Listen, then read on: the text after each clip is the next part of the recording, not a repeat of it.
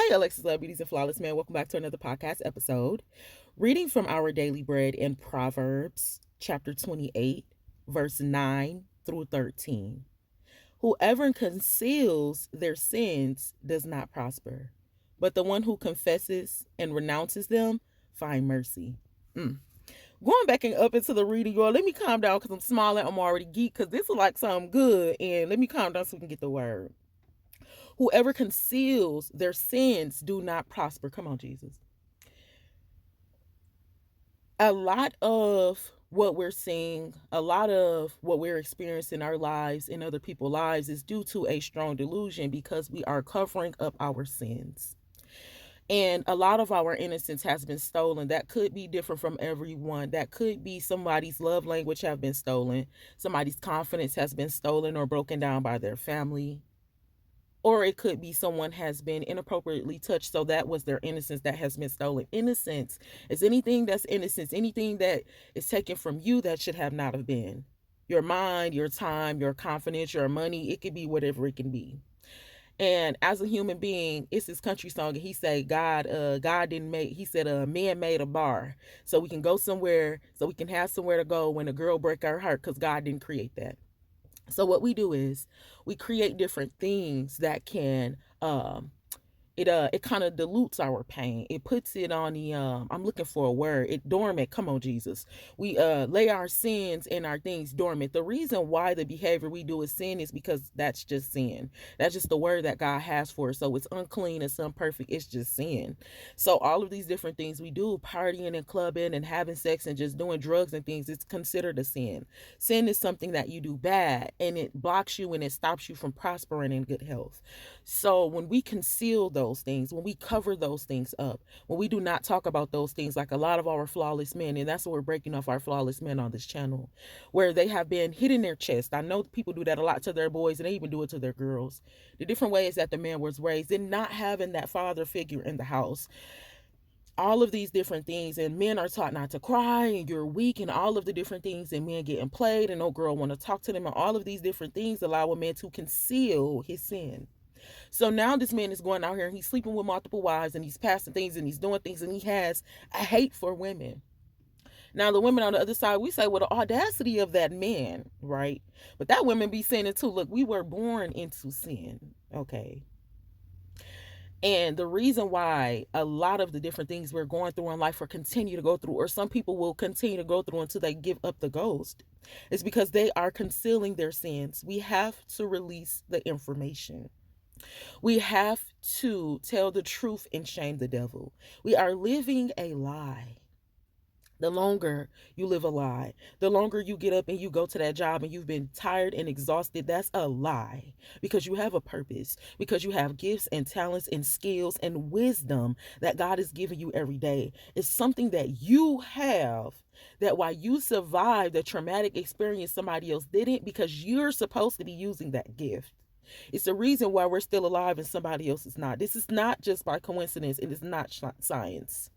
We have to not conceal our sins so we can prosper. You know what a rapper is, and we're going to get into this in another podcast episode. Rappers, you're not supposed to take on their identity.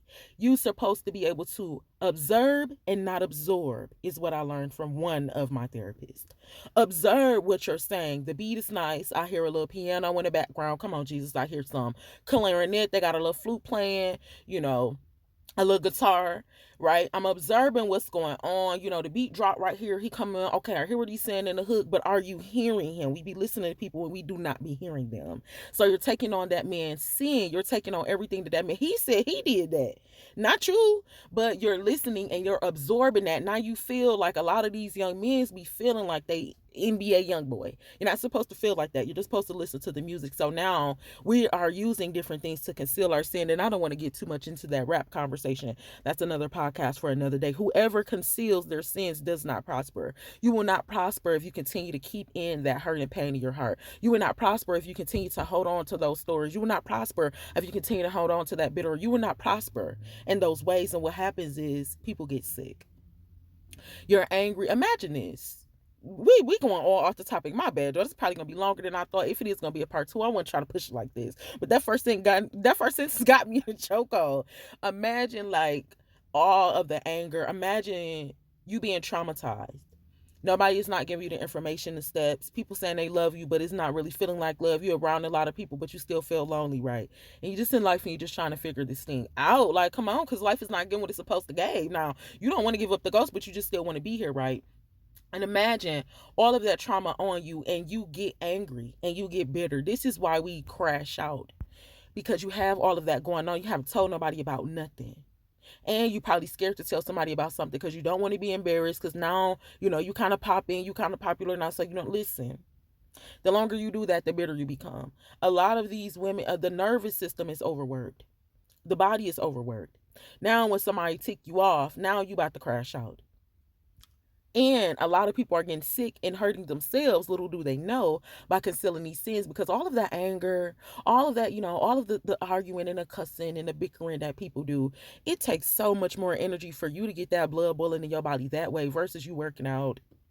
And that's how you pop stuff. That's how you break stuff in the body. But listen, I'm sorry, y'all. This going in a different direction. Whoever conceals their sins, they do not prosper. You have to release that information. You don't have to speak to humans at this time. Make sure you speak to the Lord Jesus Christ, but figure out what it is that you need to uncover those sins so you can finally go forth in life. It's the trauma that's holding us back from who we can become and what we're supposed to do. But the one who confesses and renounces them find mercy. When you confess your sins one to another, when we have friends and we have family and we have relationships, confessing your sins one to another means that somebody is not supposed to take your testimony. That's what it is. Anytime you read a Bible or you read a book or you read something by the number one best New York Times seller, that is their testimony. That's their story. And you're supposed to be learning something from that. And when you do read, you get information that you might need about your own story and about how you can heal yourself. When someone is writing a book, the Bible that has been written, that is them confessing their sins. David is confessing his sins. Come on, Jesus. And he's letting us know that you can have mercy like me. This is where the Bible goes into play, but this is where people generally want to drop off the conversation because God ain't getting what he's supposed to get. Because why am I going through this? Because you're not learning and you're concealing your sins. This is why it's not God's problem. All these problems we got, it's not God's problem. And I can see we're gonna do this in a part two. We're gonna wrap this up in a part two, y'all. We're gonna do the the second part in a part two. All of the problems we have, baby, is not God's problem, sweetheart. Some of this beef be our beef. Some of this smoke be our smoke. And we just put everything on God. It be so crazy. We put everything on God, but then don't want to talk to him or tell him about nothing. God is our first therapist. He's listening. He's alive. He will have mercy on you. So the Bible comes into play with, because you begin to realize that you were not the only person. Like, I know people be like, well, I was a kid before. I was, you know what I'm saying? Like, y'all can't try to run game on me. They don't talk like that in the Bible. They don't talk like, well, didn't I teach you that? Didn't I show you this? You have a different perspective when you read. You see that, okay, dang, David was like me. So boom, when you make mistakes around humans, come on, Jesus. When you sending around humans, they be, I thought you said just gonna stop smoking. Like, then you still getting smoked. You still smoking whole time, and they not knowing that this is a process. This is a journey, and you working. So now your confidence is just like, forget it. I might as well. Yeah, you right. You right. They're wrong. They're wrong. So you know what I do? I go into the Bible. I need to do this more often. And when I read about somebody like my Uncle David, I'll be like, okay. It gives you the peace to be like, all right, you know you ain't trying to play on God's top. He already know where you at in your relationship. They don't. So when you see our ancestors, because I say them my ancestors, when we see our ancestor David, our Uncle John, and our Uncle Job, and our cousin them, and we seeing them go through these things, it's like, okay, this is how I uncover this sin. And what do we see the men and women doing in the Word of God every time? They confess their sins one to another. And they told God. And we never have to worry about gossiping, baby, or somebody trying to expose the tea or expose your business. Because we know that that's going to be God's wrath. That's his, whatever he seek to do, that's his vengeance, is his. So don't ever feel uncomfortable about, you know, and this is, and I know our men are a lot more uncomfortable because of that, but baby, the Lord said it out of his own mouth in Proverbs chapter 28, verse 9 through 13. Whoever conceals their sins does not prosper. This is why we're failing in a lot of parts of our life, where we still not getting what we're supposed to have, where we're getting sicker, or we're still not feeling love. We're not opening up to that sin. And I know you have to be careful with who you do that with, but you never have to be careful with God. You can pray to your Father, and He's going to hear you. But the one who confesses and renounces, rebuke it in the name of Jesus. Renounces mean you're not in agreement with it. You're not in agreement with somebody being messy. That's what that means. You're not in agreement with whatever you're coming up against.